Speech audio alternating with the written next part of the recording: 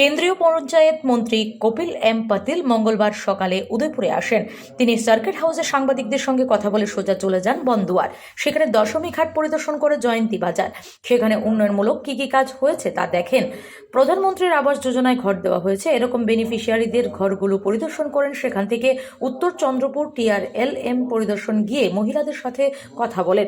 পরে আগরতলার উদ্দেশ্যে চলে যান তিনি। Bureau report, S Bharat live 24 hours. যে কোনো সময় যে কোনো জায়গায়, ত্রিপুরা হোক কিংবা ত্রিপুরার বাইরে, যে কোনো সংবাদ আপনার মোবাইলে দেখার জন্য এখনই সাবস্ক্রাইব করুন এস ভারত লাইভ 24 আওয়ার্স এবং গুগলে গিয়ে আমাদের ওয়েব পোর্টালে সার্চ করুন www.sbharatlive.in। আপনার এলাকার যে কোনো সমস্যা কিংবা ছোট বড় যে কোনো সংবাদ আমরাই তুলে ধরব জনসম্মুখে।